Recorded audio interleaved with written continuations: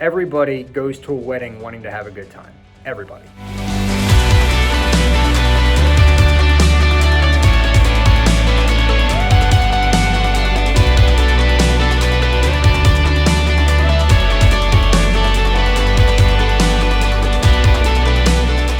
Hi, I'm John from PGP Wedding Films, and welcome to Say Yes to the Best, where we talk to the best wedding pros to give you wedding planning advice.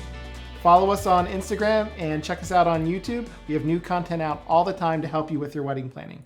Today, I'm with Joey Zahn, owner and DJ of Wired Up Entertainment. Joey, how are you doing? Hey, thank you so much for having me, John. I really appreciate it being here. Thank you for being on. So I wanted to start off with kind of a few icebreakers to let our audience get to know you a little better around music. Yeah, let's do it. Okay, so what is your favorite introduction song at a wedding? Ooh, a custom one. What is one song that you hate to admit that you love?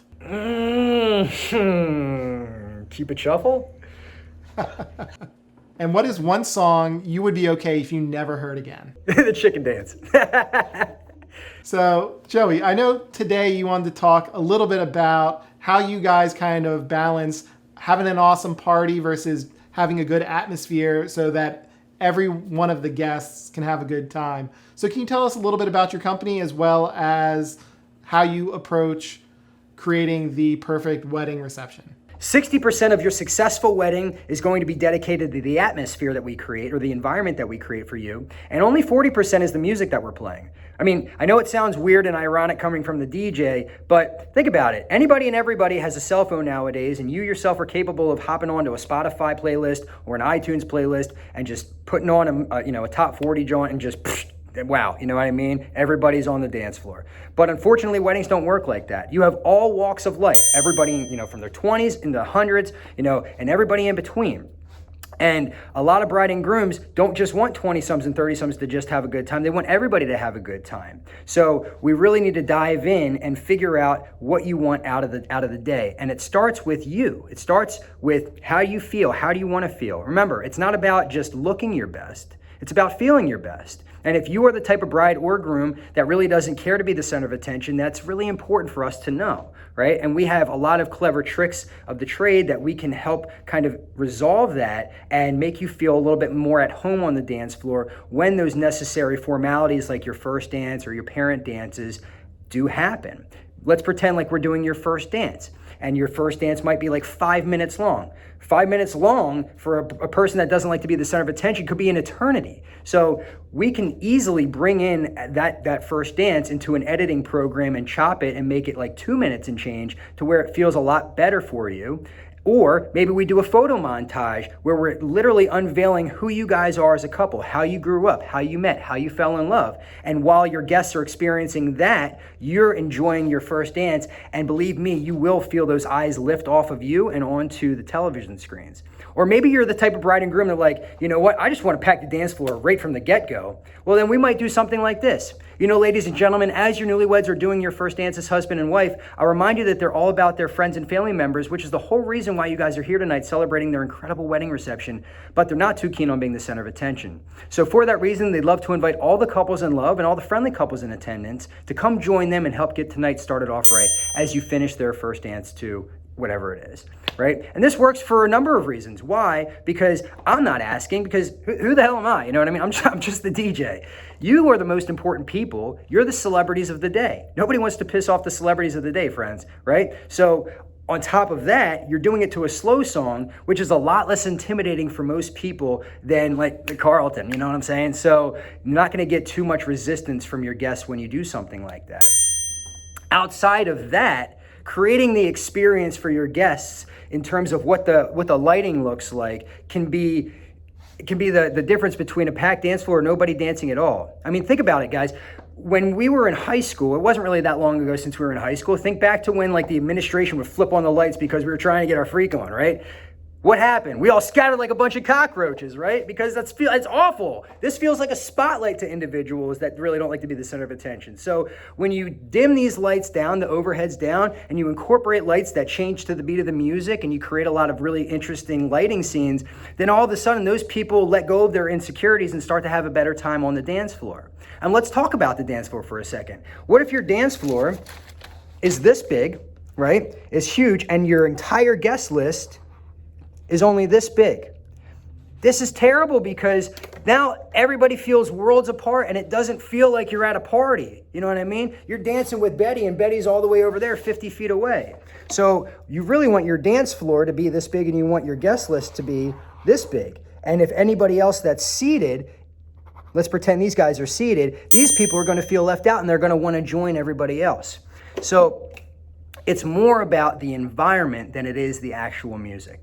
So what's the best way for you to kind of get a read for the crowd, whether they're going to be a little more subdued or if they are just itching to get on the dance floor? What are some kind of cues that can kind of help you and maybe help a bride and groom kind of know what to expect? I train all my guys during dining hour, not to be intrusive, but just to go to during dining hour, table to table. Hey, I'm so sorry to interrupt your conversation and your meal. I just want to make sure that the music's not too loud. If it is, please let me know. I'll be more than happy to turn it down. This pleases people that are like 55 plus because a lot of the complaints that we get from bride and grooms before we even, do their wedding is, well, we've done, we've been to a variety of weddings and my parents hate it when the music's this loud. So, it's just something that I train all my guys to do, even if it's not, it's not a dumb question just to ask it because there might be somebody that could be offended by the music volume. But then we follow it up with, is there anything that you guys would love to hear either now during the dining hour or during the, when it's time to dance, because I'm standing right here right now and you get a little bit of a chuckle, but like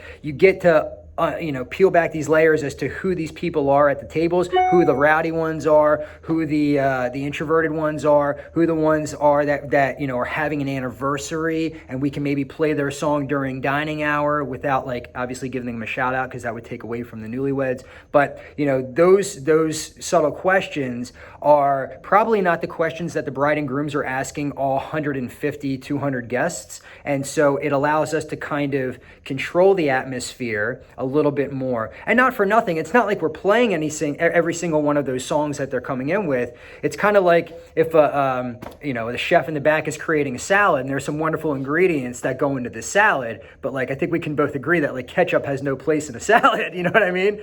And some requests are, to be honest, not to be rude or but they are ketchup, you know what I mean? Some people like chicken dance. And I'm like, hey, well, your bride and groom have put together an incredible set list. We'll see if there's time. You know what I mean? But we're just kind of getting a vibe, pulling the audience. What's the most difficult part for you to kind of mix the more atmospheric moments with the party? What are some challenges?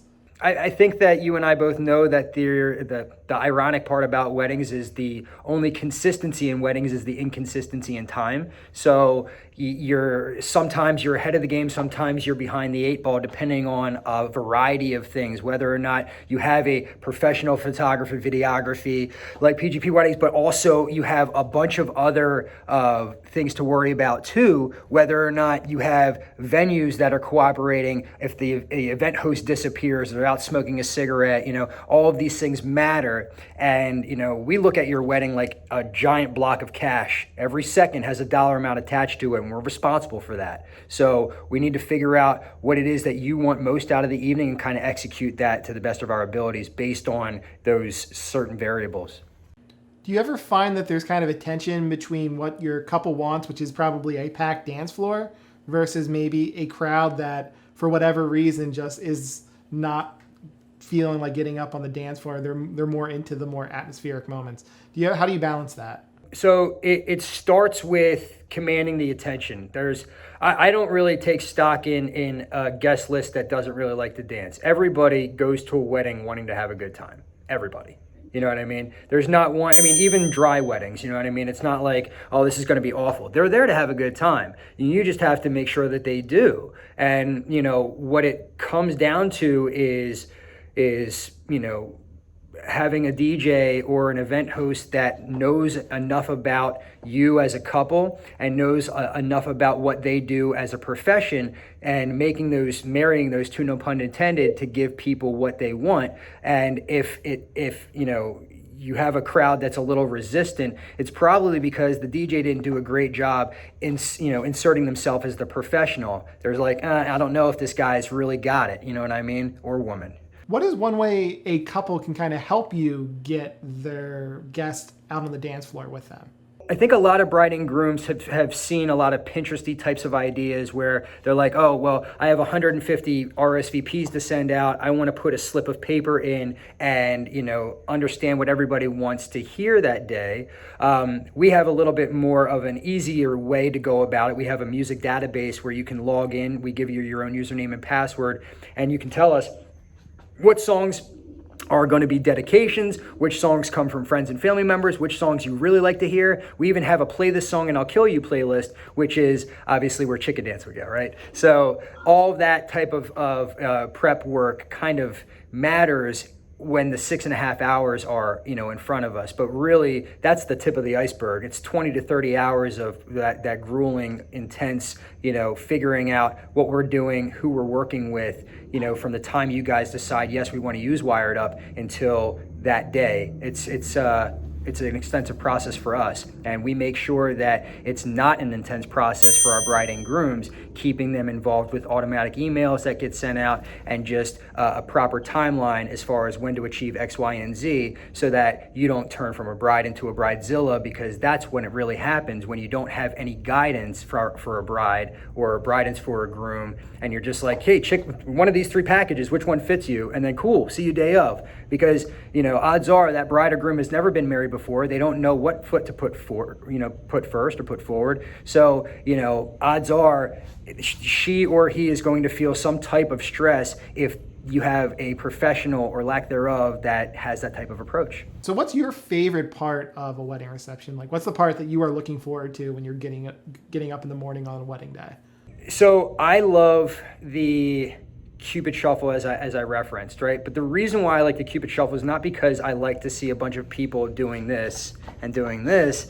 It's because when we create a wedding, we create moments, and those moments turn to memories. And if we're doing, I think you've even seen us do this a couple of times where, if we're doing a line dance like a Cupid Shuffle, how, for those at home, how they're like a quarter turn at a time. So when everybody's backs are facing the DJ booth, we're going to bring the bride and groom behind the DJ booth. So when everybody faces the DJ booth, we're going to have the bride and groom hit the horn button. We'll probably put a cryo gun in their hands, and it looks like they're just rocking the shit out of their own crowd, which is fantastic. And that just resonates with the bride and groom. It's like something that they didn't even know that they wanted to do, and like all of a sudden they're the stars of their own show. And that's the picture, and that's the video that bride and grooms are going to watch over and over again, because they've never really seen something like that happening, and we're happy to do it for them. What is the best reaction you've ever got from one of your couples at the end of the night?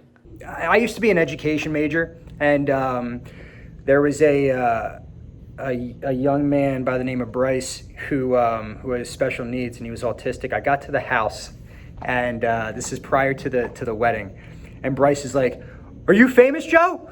I was like, "No, Bryce, I'm not famous, man. I'm just a DJ." And he proceeds to tell me, I don't like any music after 1991, because 1991 was when he was born.